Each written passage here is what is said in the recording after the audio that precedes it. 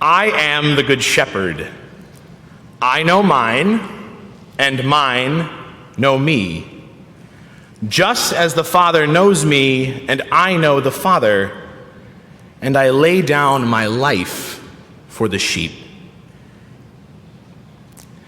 The most fundamental desire of the human heart is to be known. This is the definition of intimacy, to be known deeply.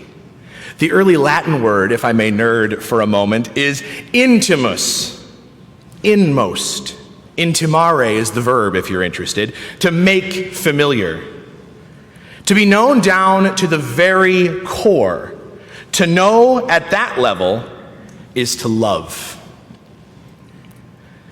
That's what it means to say that he knows the sheep. And love is the avenue by which we become compelled to do good, even at our own expense, to sacrifice. And in Jesus, that love was made manifest to us most profoundly on the cross. Earlier in John's gospel, right at the very beginning, in fact, we hear, "And the Word was made flesh and dwelt among us, and we have seen his glory." It is the cross, the Good Shepherd laying down his life, that is the glory of Jesus, the glory of the Word made flesh. It is in the sacrifice of our God on the cross, which we represent at the altar of sacrifice, that is his glory. So too then is the cross the glory of the Christian. Jesus does not simply take up his cross and say, "Let's go!" He calls upon us to take up our own crosses as well. It is on the cross that we see his glory. So too is it at the foot of the cross that we see ours in light of it. But the cross is scary. We don't like to bear our crosses because it's hard, because it's painful, because it costs us much. But we are not alone. In taking on the flesh, Jesus accomplished a solidarity with us that runs down to the very core of our being, the very experience of our existence. Psalm 23 reads, "The Lord is my shepherd, I shall not want.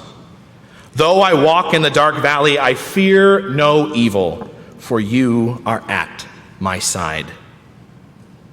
Just a few verses before the gospel we heard today, Jesus says, "When the shepherd has brought out all his own, he goes before them, and the sheep follow him, for they know his voice." This, I think, is the crown of the image of the Good Shepherd that Jesus gives us today. Have you ever seen a shepherd kind of doing his thing with the sheep? It's actually fascinating. Sheep are extraordinarily dumb creatures.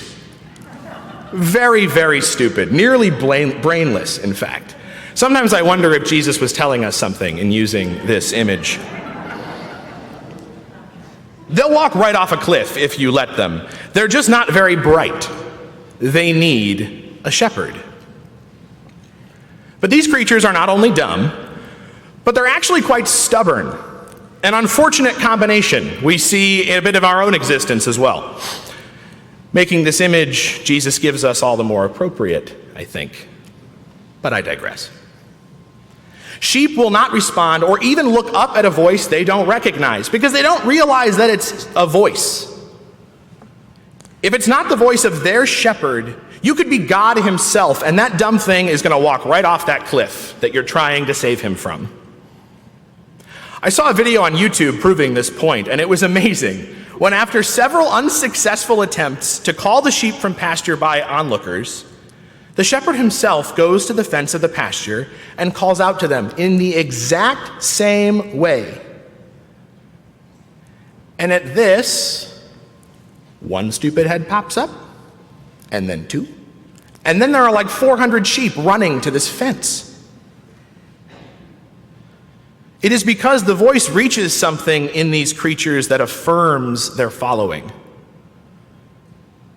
for us, the voice of the Good Shepherd reaches down into the very depth of our being and actualizes our very existence, because it is by that very same voice that we came into being in the first place. Let's go back to the first words of the Bible.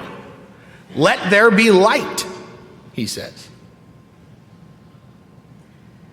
This is why encounter with God is so radical. It's so transformative. It compels us to do incredible things. The very same voice that called light into the void, that made the heavens and the earth, is the one that calls us to follow him. And it is a voice that reaches down into the depths. It's the voice that cries out and breaks the silent isolation of the wilderness, of anxiety, depression, of feelings of worthlessness, of rejection. It's the voice that breaks the bonds of sin and death, scatters the clouds brought about by a fallen world that so often seem to dim the light.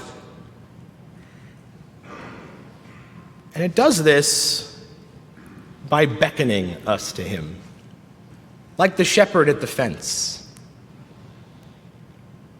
carrying his own cross and encouraging us to take up our own, difficult, painful as they may be, following him to glory. For though we walk in darkness, we fear no evil, for we have a good shepherd. Because it is the voice that fashioned us, it too is the voice that knows us, that fulfills that deep desire of the human heart, and calls to us in that place of deepest fulfillment. He calls out to us, I am the good shepherd. Come after me to greener pastures.